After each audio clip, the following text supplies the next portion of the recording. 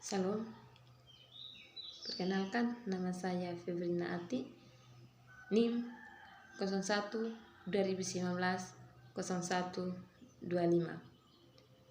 kelas D, semester 4, jurusan Pendidikan Agama Kristen di Institut Agama Kristen Negeri Kupang.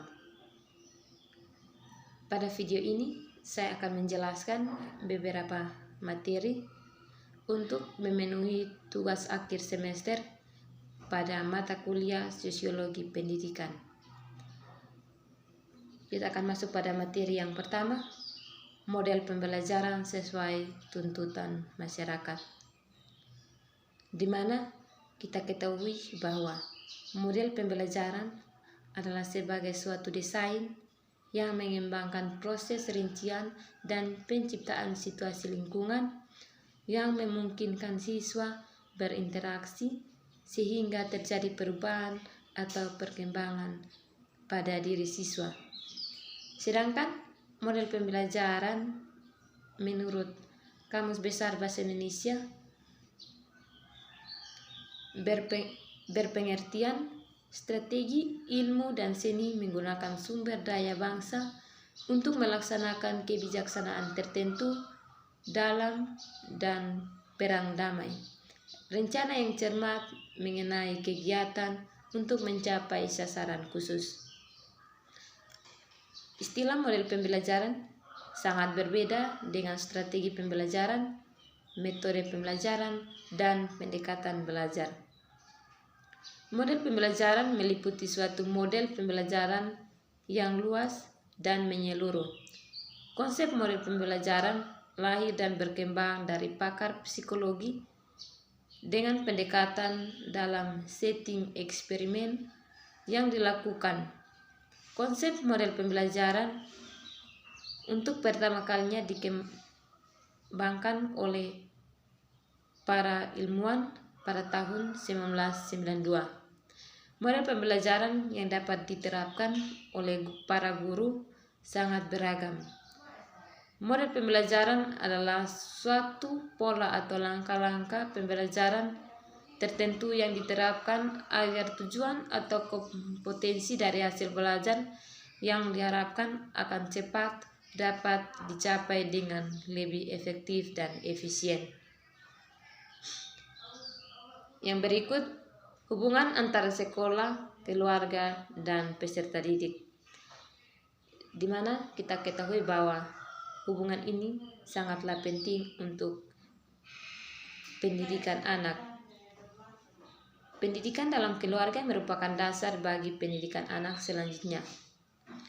Atau dapat pula dikatakan bahwa keluarga merupakan peletak dasar bagi pendidikan yang pertama dan utama bagi peserta didik. Dikatakan demikian karena segala pengetahuan, kecerdasan intelektual maupun minat anak diperoleh pertama-tama dari orang tua dan anggota keluarga lainnya. Oleh karena itu, orang tua harus menanamkan nilai-nilai yang sangat diperlukan bagi perkembangan kepribadian anak-anaknya, sehingga anak akan tumbuh menjadi pribadi yang mandiri, tangguh, dan memiliki sifat-sifat kepribadian yang baik pula, seperti tidak mudah marah, tidak mudah emosional, mampu beradaptasi, dan lain sebagainya. Berikut unsur positif dan negatif peserta didik dalam masyarakat. Peserta didik merupakan subjek dan objek. Potensi atau kemampuan dasar yang dimilikinya tidak akan tumbuh dan berkembang secara optimal tanpa bimbingan pendidik. Semua hal yang sangat perlu juga diperhatikan oleh seorang pendidik dalam membimbing peserta didik adalah kebutuhan mereka.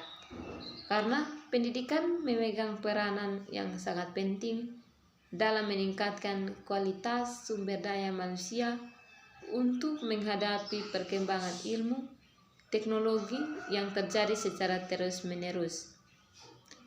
Dampak positif yang pertama disebut dengan disorganisasi sosial, Dan dampak negatif yang kedua adalah cultural shock atau guncangan budaya. Ada beberapa dampak positif perubahan sosial yang bisa dirasakan oleh masyarakat. Yang pertama, dampak positif munculnya nilai dan norma baru yang lebih sesuai dengan tuntutan perkembangan zaman. Dampak positif yang kedua, berkembangnya lembaga-lembaga sosial baru yang merupakan penerapan dari diferensiasi struktural. Dan dampak positif yang ketiga adalah pesatnya perkembangan teknologi. Berikut pembelajaran learning lokal, original, dan nasional. Pembelajaran merupakan akumulasi dari konsep mengajar dan konsep belajar. Penekanannya terletak pada perpaduan antara keduanya, yakni kepada penumbuhan aktivitas subjek didik. Konsep tersebut dapat dipandang sebagai suatu sistem, sehingga dalam sistem belajar ini terdapat komponen-komponen siswa atau peserta didik, tujuan, materi untuk mencapai tujuan, fasilitas dan prosedur, serta alat atau media yang dipersiapkan. Berikut hubungan sosial pendidikan dan ilmu pendidikan agama Kristen.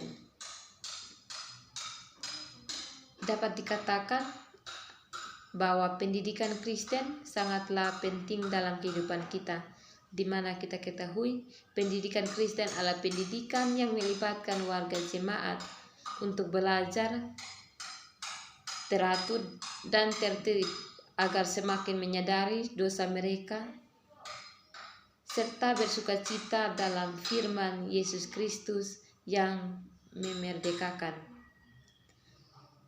Tugas pendidikan adalah mengantar pelajar sedemikian rupa sehingga ia mengalami pengalaman yang benar dengan Allah Bapa Tuhan Yesus Kristus. Pendidikan Kristen juga sangat berhubungan dengan ilmu lainnya seperti dengan ilmu sosiologi, psikologi, iptek, teknologi, ilmu teologi, ilmu hukum, dan ilmu jiwa.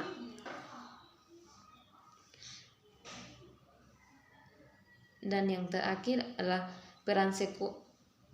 yang berikut peran pendidikan dalam membangun masa depan bangsa. Untuk mencapai bangsa yang maju dan bermartabat di tengah perkembangan perekonomian global yang sangat pesat, maka peran pendidikan sangatlah tergantung pada faktor manusianya atau kualitas sumber daya manusia yang dimiliki bangsa Indonesia.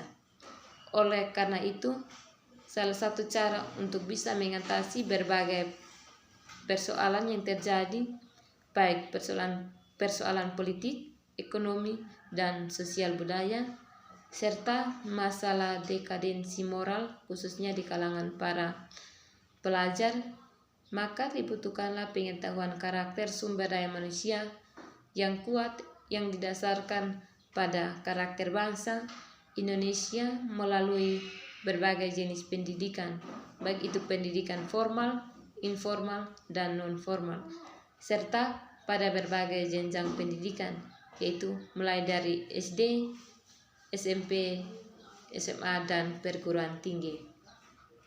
Sekian penjelasan saya. Mohon maaf jika ada salah pengucapan, salah pengetikan. Mungkin itu adalah salah satu kekurangan saya, dan saya akan menjadikan kekurangan itu sebagai satu pembelajaran agar kedepannya saya dapat melengkapi kekurangan itu. Semoga penjelasan saya dapat bermanfaat. Terima kasih.